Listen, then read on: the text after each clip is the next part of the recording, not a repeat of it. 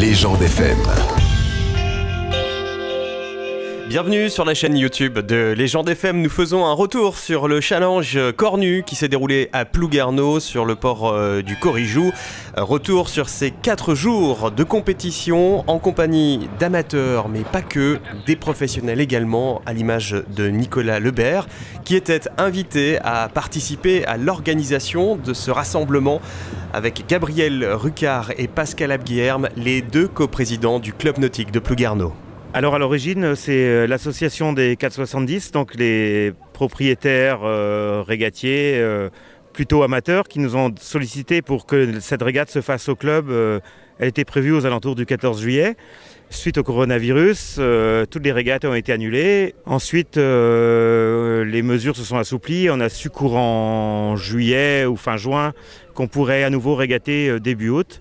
Du coup, on a ressollicité l'association des propriétaires de 4-7 qui ont donné leur avis favorable pour que la régate ait lieu. On a convenu une date début août et on a relancé la régate qui a initialement donc se courait au 14 juillet.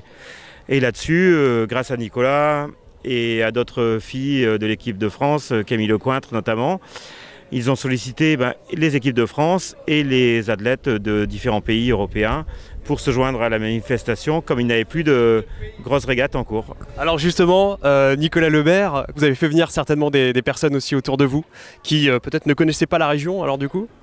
Oui, alors tous les jeunes qui naviguent à haut niveau sur le support 470, puisque c'est un bateau qui est olympique, donc il y a une grosse dynamique autour de ça, la fédération met des moyens dessus, l'État également, et donc on a tout un groupe de jeunes qui fait ça toute l'année, c'est du haut niveau. Et moi je coordonne un petit peu ce groupe, donc j'ai proposé à mes collègues entraîneurs et aux coureurs de venir ici, étant donné que toutes les régates étaient annulées cet été. Donc les championnats du monde, championnats d'Europe, on se retrouvait avec rien. Donc l'idée ce qui est compliqué c'est de s'entraîner sans objectif, donc là on en a recréé un grâce au club de Plouguerneau là, qui nous a fait un super boulot là pour organiser cette régate. Donc je crois que tout le monde est bien content. J'imagine, donc en gros vous vous préparez au prochain JO de Tokyo. Est-ce qu'il y a déjà des dates de convenues ou pas du tout? Oui, alors ça a été reporté exactement d'un an, donc ça sera dernière semaine de juillet, première semaine d'août, mais tout a été décalé en fait. Donc les athlètes qui étaient sur le point d'aller au jeu vont devoir renaviguer encore une année. Et c'est pour ça aussi qu'il y a des étrangers qui sont venus au contact de l'équipe de France ici parce que eux aussi préparent ces événements, donc ça nous fait une flotte vraiment de très haut niveau. Et c'est génial de les voir naviguer enfin, parce que après à partir du déconfinement on s'est entraîné, il n'y avait pas de compète, c'était vraiment dur pour le monde du sport, et là c'est un peu le rayon de soleil pour nous les sportifs. Parce que là sur l'eau, la température est bonne, le vent est de la partie, également le soleil. Oui, alors le vent il n'a pas été très sympa aujourd'hui parce qu'il a beaucoup tourné, donc ça a donné beaucoup de travail au comité de course et aux mouilleurs et à toute l'équipe sur l'eau. Mais on a quand même réussi à faire 4 belles courses et je ne sais pas si c'est la canicule ailleurs en France, mais nous ici il fait beau et c'est quand même respirable. Donc non, c'est vraiment, on a des conditions magiques là, et puis vous voyez le cadre est fabuleux, donc tout le monde a le sourire. Idyllique comme on dit. Justement, il y avait également des amateurs qui étaient présents. Comment ça s'est passé avec les personnes qui s'initiaient directement au 420, au 470 ? Le challenge Cornu, c'est une régate qui est amateur au départ. Quand les gens du haut niveau peuvent se joindre aux amateurs, on le fait toujours.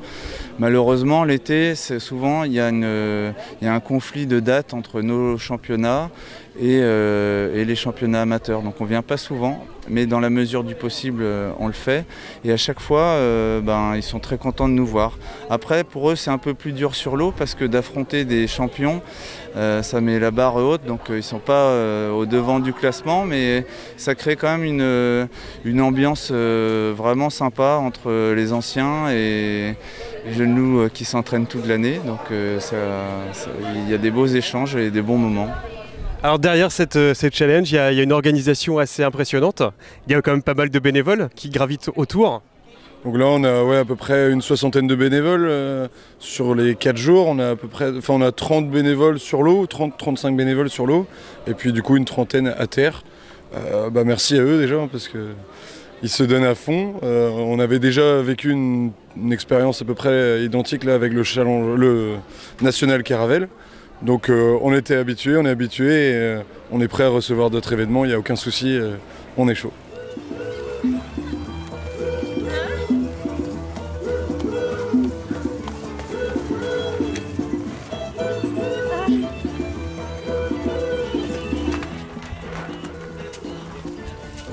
Nous sommes le vendredi 7 août 2020, il est midi, c'est l'heure pour les skippers de rejoindre leurs embarcations pour la 3e régate de ce Challenge Cornu 2020.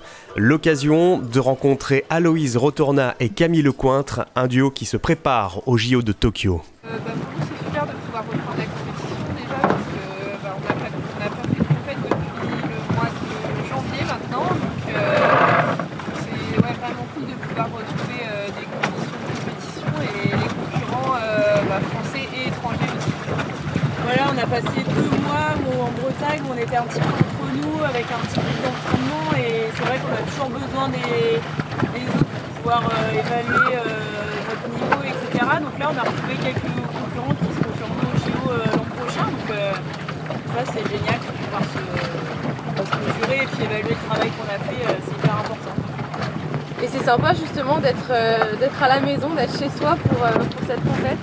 Ouais, c'est top, en plus c'est des endroits où on n'a pas l'habitude d'avoir des compétitions et nous on est fiers de montrer le Finistère comme ça aux étrangers, puis même aux sudistes, on a quand même eu de la chance sur la météo pour leur dire un petit peu plus. Ils sont épargnés par la canicule.